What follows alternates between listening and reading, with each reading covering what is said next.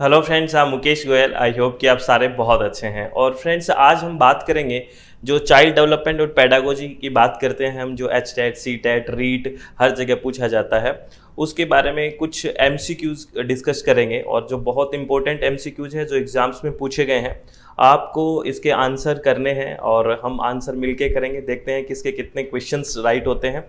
और मैं आपको बता देता हूँ कि पहले क्वेश्चन हिंदी में लिखा हुआ होगा, फिर वही सेम क्वेश्चन इंग्लिश में लिखा होगा। ठीक है, तो दोनों मीडियम को कोई दिक्कत नहीं होगी। चलो पहला क्वेश्चन हम डिस्कस करते हैं। पहला क्वेश्चन क्या कह रहा है? कक्षा में अर्थपूर्ण अधिगम को प्रोत्साहित करने के लिए अध्यापिका को। क्वेश्चन क्या है? कक्षा में अर्थपूर्ण अधिगम को प्रोत्साहित करने के लिए अध्यापिका को, इसमें से कौन कौन सी चीज़ करनी चाहिए वो पूछा है आपको अध्यापिका को।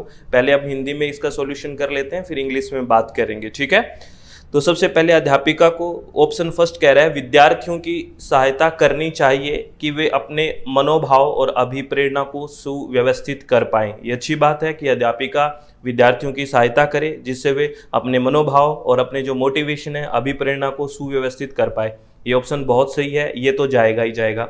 दूसरा ऑप्शन क्या कह रहा है? विद्यार्थियों को उनके प्रदर्शन के आधार पर वर्गीकृत और नामांकित करके उनके योग्यता आधारित समूह बनाने चाहिए। ये कहीं ना कहीं ठीक है, लेकिन बहुत बेस्ट ऑप्शन नहीं जाता है, क्योंकि उसके प्रदर्शन के आधार पे हम एकदम से वर्गीकृत कर देंगे उसको ना। बहुत गलत नहीं है, लेकिन बहुत ज़्यादा, क्योंकि हमें चाइल्ड साइकोलॉजी की बात करनी है।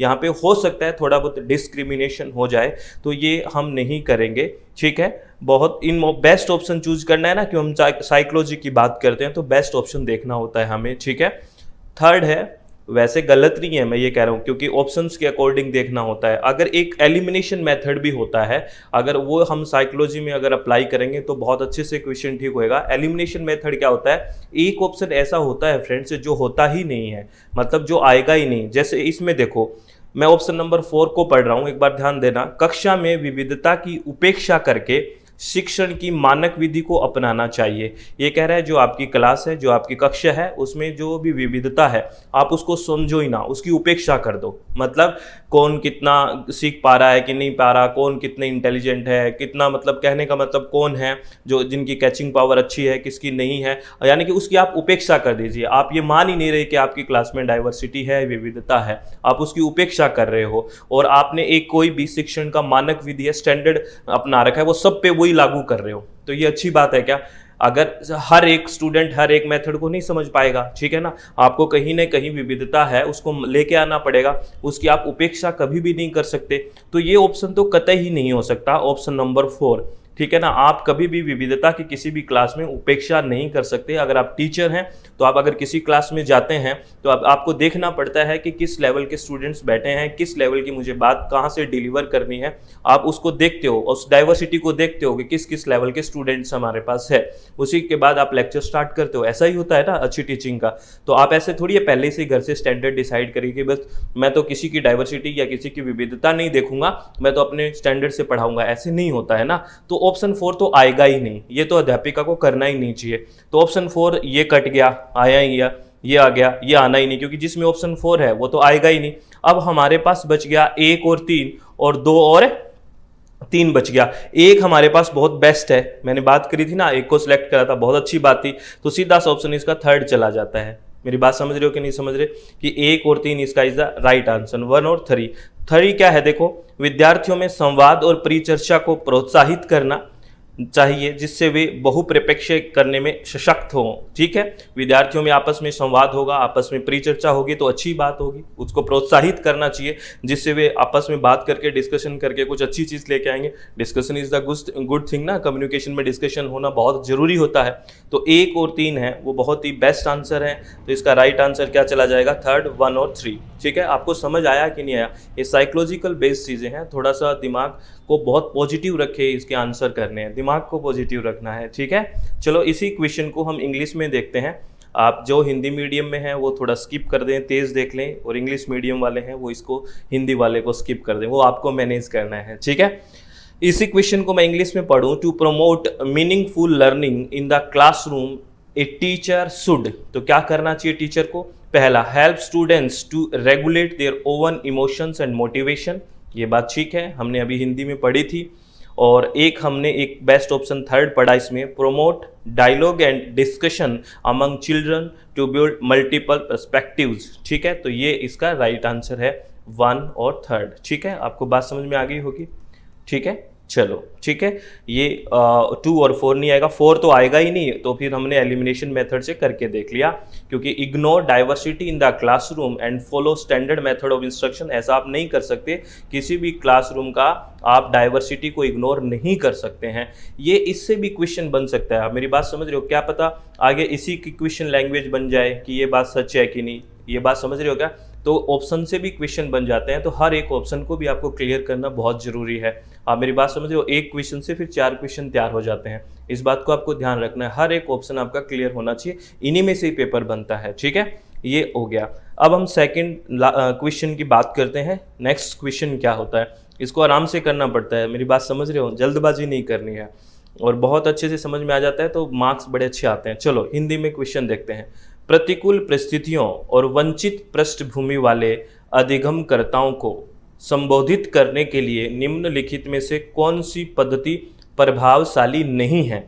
देख लो, इस बात को देखना, क्या होता है हम क्वेश्चन पढ़ते टाइम भी बहुत बार गलती कर देते हैं, हम है पढ़ लेते हैं और नहीं है को भूल जाते हैं, नहीं नो को भूल जाते हैं, तो उसको अंडरलाइन कर ले, देखो ऐसे अंडरलाइन करके रख लो तो दिमाग में रहेगा कि नहीं वाली पूछा है। तो क्वेश्चन क्या है कि कोई भी प्रतिकूल परिस्थितियां हैं, यानी कि परिस्थितियां अच्छी नहीं है और कुछ वंचित रहे हुए ऐसे लर्नर है, सीखने वाले हैं, अधिगम करता है, उनको संबोधित करने के लिए कौन सी चीज़ अच्छी नहीं है, प्रभावशाली नहीं है। यानी कि कोई ऐसे बैकग्राउंड से आया है, जो वंचित पृष्ठभूमि से हैं, जो बड़ी अच्छी परिस्थितियों में से पढ़ के नहीं आया है, उसके लिए कौन सा काम आपको नहीं करना चाहिए। ठीक है, तो पहला क्या है, विद्यार्थियों को संतुलित चुनौतीपूर्ण लक्ष्यों के लिए अभिप्रेरित करना, यानी कि मोटिवेट करना, और उपयुक्त शिक्षण सहायता उपलब्ध कराना, ऐसा तो करना चाहिए, ये तो प्रभावशाली चीज है। ठीक है, तो नहीं वाले में तो नहीं आएगा ये ऑप्शन। ठीक है, ये तो होना चाहिए, बहुत अच्छी बात है। दूसरा, कार्यकलापों के लिए सहयोगी समूह बनाना और विद्यार्थियों को एक दूसरे का समर्थन करने के लिए प्रोत्साहित करना, ये भी बहुत अच्छी बात है, ये करना चाहिए। तो ये, और उसमें पूछा है क्या नहीं करना चाहिए, तो ये करना चाहिए, तो ये ऑप्शन भी नहीं जाएगा। थर्ड क्या कह रहा है, अधिगमकर्ताओं से बातचीत करके उनकी आवश्यकताओं और उनके सम्मुख आई चुनौतियों को समझना, ये तो बहुत अच्छी बात है, उनसे बातचीत करके उनमें क्या क्या चुनौतियां आई हैं उनको समझें, फिर उनको एक अच्छा ट्रीटमेंट दें, ऐसा ही होता है, तो ये भी अच्छी बात है। तो ये तीनों तो करने वाली बात है। तो अब क्या होता है कि नेक्स्ट क्वेश्चन ऐसा बन सकता है कि कौन सी प्रभावशाली होना चाहिए, A B C, A B C D, ऐसा क्वेश्चन भी बन सकता है ना, मेरी बात समझ रहे हो। लास्ट ऑप्शन क्या है, अधिगमकर्ताओं को विद्यालय के बाहर ट्यूशन पढ़ने के लिए कहना, जिससे कि अध्यापकों को उन पर अधिक ध्यान न देना पड़े। ऐसा थोड़ी करना चाहिए, अच्छी बात थोड़ी है। ट्यूशन के लिए तो सब अलाउ ही नहीं करते कि आप अच्छे से स्कूल में पढ़ाइए, बस जो पढ़ाना है। ठीक है, ये ट्यूशन वाली दुकानें नहीं चलनी चाहिए ज़्यादा, तो ये चल रहा है, ये नहीं होना चाहिए। ठीक है, मेरी बात समझ रहे हो। अगर विद्यालय में बहुत अच्छे से पढ़ा देंगे तो बाहर ट्यूशन की क्या जरूरत है, और भी तो कुछ काम करना है ना। ठीक है, चलो इसी क्वेश्चन को इंग्लिश में देखते हैं। ये थोड़ा मैनेज आप करना, इंग्लिश हिंदी वाला आगे स्किप करना है कैसे है। ठीक है, चलो, which of the following is not, इसको अंडरलाइन करना, not an effective strategy to address learner from disadvantaged and deprived backgrounds. ठीक है ना, इसमें पूछा है, तो आपको ये पहला ऑप्शन है, motivate the student to set modality challenging goals and provide appropriate instruction support, ये तो अच्छी बात है। From collaborative group to work on activities and encourage student to support each other, ये भी अच्छी बात है। Talk to the learner to understand their needs and challenge feed by them, ये भी बात ठीक है। चौथी बात ठीक नहीं है, जो इसका आंसर है, asking the learner to enrol for क्या, tuition outside of school so that the teacher don't have to pay much attention to them, ये इसका ऑप्शन चला जाएगा, ऐसा नहीं होना चाहिए। मेरी बात समझ रहे हो। चलो, बोर तो नहीं हो रहे ना, होगे तो भी क्या करें, पढ़ना तो पड़ेगा। ठीक है, चलो नेक्स्ट क्वेश्चन की बात करते हैं। बच्चों के अधिगम में शारीरिक स्वास्थ्य और सांवेगिक अवस्था, यानी कि फिजिकल और उसकी जो इमोशनल हेल्थ है उसके बारे में बात कर रहा है कि बच्चों के अधिगम में शारीरिक स्वास्थ्य और सांवेगिक अवस्था का कोई आपसी संबंध नहीं है। क्या आपसी संबंध है कि नहीं बताओ। जो सीखते हैं उसकी जो शारीरिक स्वास्थ्य है उसका है, और उसके इमोशंस का रोल है कि नहीं, ये बहुत बड़ा रोल है। आप एग्जाम्पल के तौर पे आपकी आई साइट बहुत वीक हो गई, बहुत ज़्यादा वीक हो गई, यानी कि आपके फिजिकली दिक्कत होगी, शारीरिक स्वास्थ्य आपका ठीक नहीं है, आपका कहीं पेन है, तो आप अच्छे से नहीं पढ़ पाओगे ना, नहीं पढ़ पाओगे। और आपके इमोशंस कंट्रोल नहीं है, ठीक है ना, क्योंकि इमोशनल डेवलपमेंट होना भी बहुत ज़रूरी होता है। ये बात हमने की थी ना डेवलपमेंट वाले चैप्टर में। तो इनका तो संबंध बहुत ज़्यादा होता है। अगर ये अच्छा संबंध नहीं है तो यानी कि इनमें अच्छा नहीं है अपने में, तो हम अच्छा सा सीख ही नहीं पाएंगे।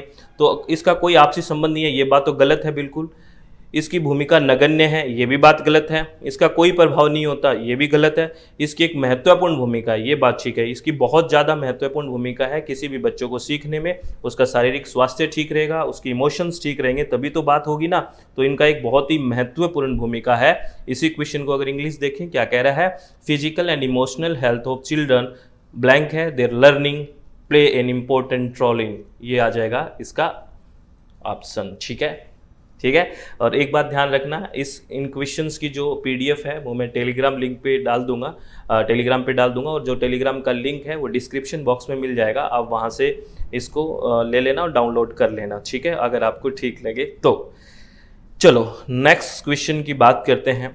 निम्नलिखित में से कौन सा उदाहरण विद्यार्थियों को अधिगम के लिए अभिप्रेरित करने के लिए प्रभावशाली पद्धति है? यानी कि आप है ना स्टूडेंट्स को सिखाना चाहते हो, उनकी लर्निंग अच्छी करना चाहते हो, तो मोटिवेट करने के लिए सबसे अच्छा प्रभावशाली पद्धति कौन सी होगी?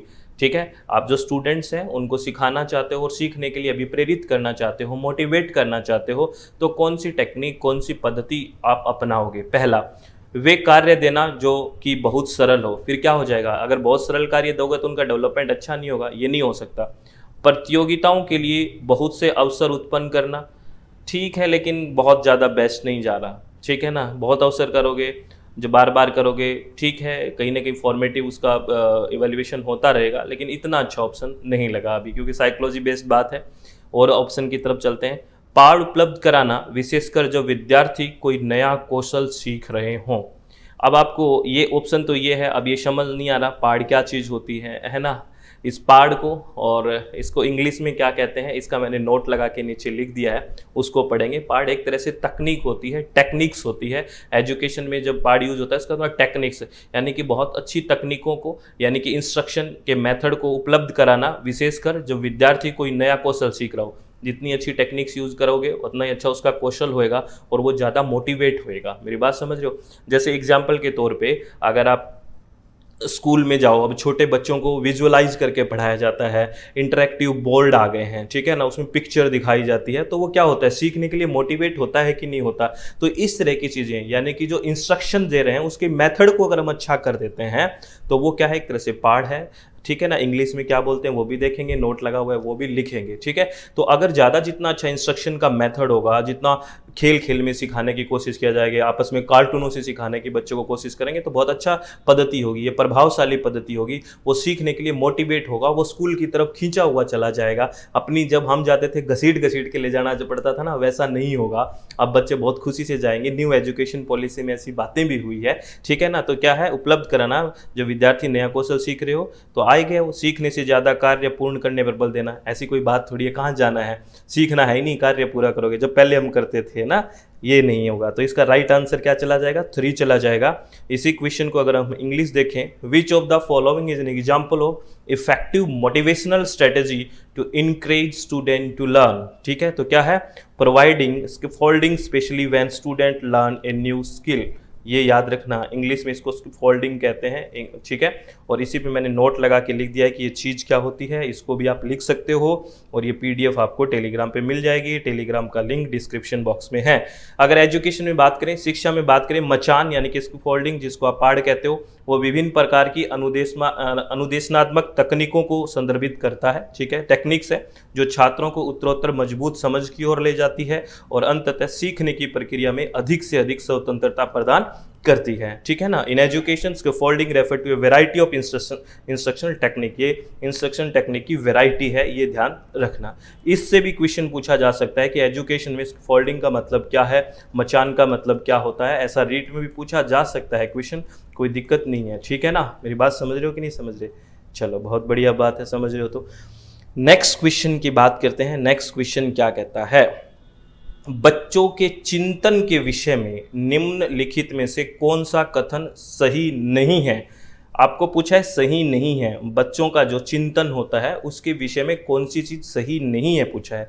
तो आप बताइए। पहला, बच्चे अपने आसपास की विविध घटनाओं के बारे में सक्रियतापूर्वक सोचते हैं और उनमें छानबीन करने की लालसा होती है। ऐसे तो होते हैं ना, बच्चे बहुत सोचते हैं, बहुत क्वेश्चनिंग करते हैं, तो ये बात तो ठीक है, ये तो चिंतन में होता है ये, ठीक है ना। तो ये कथन गलत नहीं है, और इसमें गलत पूछा है, सही नहीं है मतलब गलत पूछा है ना, तो ये तो सही है। दूसरा क्या कह रहा है देखते हैं। बच्चे अपने आसपास की वस्तुओं को जानने के लिए जन्मजात जिज्ञासु होते हैं, ये बात भी ठीक है, ये तो जिज्ञासु होते ही हैं, क्योंकि नई दुनिया में आए हैं। एक पहले गर्भ में कोई नहीं था, अकेला, ठीक है ना, जाइगोट बना, सेल डिवीजन हुआ, फिर बना वो अंदर अकेला, एकदम से इस दुनिया को देखा, तो जिज्ञासु तो होएगा ना, ठीक है। बच्चे अपने आसपास की विविध घटनाओं के बारे में स्वयं अपने सिद्धांतों की रचना करने की कोशिश करते हैं, रचना करते हैं, ऐसा भी अच्छी बात है, ठीक है, ये भी कोई गलत नहीं है। आगे कह रहा है बच्चे प्रत्ययों को स्वयं नहीं सोच सकते और अध्यापक की मूल भूमिका उन्हें जानकारी उपलब्ध करवाना है। अध्यापक की मूल भूमिका सिर्फ जानकारी उपलब्ध करवाना नहीं होता, उनका मोरल, उनका ओवरऑल डेवलपमेंट करना होता है, मूल ये नहीं होता। तो ये बात गलत है, ये नहीं होनी चाहिए, तो इसका ऑप्शन चला जाएगा, ये इसके चिंतन के लिए ये बात सही नहीं है, ये कथन सही नहीं है, ठीक है। इसी क्वेश्चन को अगर हम इंग्लिश में देखें तो आप चलो देखते हैं। Which of the following statement about children's thinking is not correct, तो कौन सा करेक्ट नहीं है। Children can not think of concepts on their own and the primary role of teacher is to provide information नहीं, knowledge provide करवाइए, सिर्फ सूचना काम करने का थोड़ी है, सूचना प्रोवाइड तो कोई भी करवा देगा, टीचर तो ओवरऑल डेवलपमेंट के लिए होता है। जो मैं बातें बोल रहा हूँ यहाँ से क्वेश्चंस बनते हैं, हर एक ऑप्शन से क्वेश्चन बनते हैं, ध्यान रखना, साइकोलॉजी बेस्ड पेपर होता है ये, ठीक है। मैं बार बार बोल रहा हूँ, टाइम लगाने में कोई दिक्कत नहीं है, नंबर ऑफ क्वेश्चंस नहीं होने चाहिए ज़्यादा, ऐसी कोई बात नहीं है, लेकिन क्वेश्चन अच्छे होने चाहिए और उनका कंसेप्ट अच्छे से हमें आना चाहिए। कुछ ये फैक्चुअल इन्फॉर्मेशन है जो हम बात कर लेते हैं। Environment is an external force that influences, वातावरण वह बाहरी शक्ति है जो हमें प्रभावित करती है। हमने बात करी थी ना कि डेवलपमेंट में आनुवांशिकी और वातावरण भी प्रभावित करते हैं, ये बात हुई थी ना, हेरिडिटी और इन्वायरमेंट करता है। तो आपसे ये पूछा है कि वातावरण वह बाहरी शक्ति है जो हमें प्रभावित करती है, यह कथन किसने कहा था, तो याद रखना ये कथन रोस ने कहा था। किसने कहा था, रोस ने कहा था। ये फैक्चुअल इन्फॉर्मेशन है, किसने कहा था, ये रीट में एक बार क्वेश्चन पूछा भी गया है और रिपीट भी हो सकता है, तो ध्यान रखना इस क्वेश्चन को, ठीक है ना। चलो मैं इसमें एक नोट लगा के, इसका पूरा नाम क्या है इनका, ईजे रोस है। उन्होंने कहा कि इन्वायरमेंट एक बाह्य यानी कि एक्सटर्नल फोर्स है, ठीक है। इनका पूरा नाम ईजे रोस है, अगली बार क्या पता पूरा नाम आ जाए, ठीक है। चलो नेक्स्ट क्वेश्चन कहते हैं, ये भी रीट में एक बार क्वेश्चन पूछा हुआ है, रिपीट हो सकता है और ये पता होना बहुत ज़रूरी है। क्या कह रहा है, in the stage the children develop great love of exploring and wondering. क्या कह रहा है, कौन सी अवस्था में या इस अवस्था में बालकों में नई खोज करने की और घूमने की प्रवृत्ति बहुत ही अधिक बढ़ जाती है। आप बताइए, इन्फेंसी, ये तो हमने पढ़ा हुआ है ना, अपना लेक्चर 2 में ये बातें पढ़ी हुई है कि कौन सी एज ग्रुप में क्या क्या चेंजेस होते हैं। तो आप बताइए, इन्फेंसी में यानी कि शिशुअवस्था में होता है, या लेटर चाइल्डहुड में यानी कि उत्तर बाल्यावस्था में होता है, अडोलसेंस यानी किशोर अवस्था में होता है, या मैच्योरिटी में होता है यानी कि प्रौढ़ अवस्था में होता है। तो ध्यान रखना, जो ग्रेट लव और जो वंडरिंग यानी कि घूमने की अधिक प्रवृत्ति होती है वो लेटर चाइल्डहुड में होती है यानी कि उत्तर बाल्यावस्था में होती है। ये पिछली वीडियो में हमने बात की है और ये पॉइंट वहाँ नोट भी कर लेना, जिससे और अच्छे से आपको ध्यान रहेगा, ठीक है। ये जो क्वेश्चंस थे फ्रेंड्स, ये आपको अच्छे से चित्त को रिलैक्स करके, मन को शांत करके सारे क्वेश्चन करने हैं। मेरी बात समझ रहे हो कि नहीं समझ रहे। अगर जितना अच्छे से इन क्वेश्चन को ध्यान से करोगे ना, उतना ही आपको बेनिफिट होगा। ध्यान से करने का मतलब क्या होता है, ये सारे साइकोलॉजी बेस्ड क्वेश्चंस होते हैं, चाइल्ड साइकोलॉजी की बात होती है।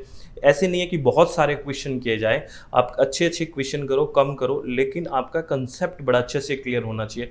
हर एक ऑप्शन के बारे में पता होना चाहिए कि ये आ रहा है तो क्यों आ रहा है, ये नहीं आ रहा तो क्यों नहीं आ रहा। इस तरह से आपको अपनी साइकोलॉजी भी डेवलप करनी है और इन क्वेश्चंस का जब आंसर करना होता है तो बहुत ज़्यादा पॉजिटिव रह के आंसर करना होता है, बिल्कुल मन को रिलैक्स करके आंसर करना होता है। तो आप बिल्कुल अच्छे से खुश रहिए, किसी भी तरह की कोई टेंशन जीवन में मत रखिए, आप अपना ध्यान रखिए और अगर टाइम मिलता है तो पढ़ने की पूरी कोशिश करिए। और पहले हेल्थ का ध्यान रखना बहुत ज़्यादा ज़रूरी है, मेरी बात समझ रहे हो? आप अपना भी ध्यान रखें और आप अपना ध्यान रखोगे तभी तो अपने परिवार का, आसपास का ध्यान रखोगे। तो प्लीज़ अपने आसपास कोई भी किसी भी तरह की नेगेटिव थिंकिंग को ना आने दें, अपने आप को हमेशा थिंकिंग के मामले में पॉजिटिव रखें और हमेशा खुश रहें, सब बहुत बढ़िया होगा। All the very best. Thank you, thanks a lot friends.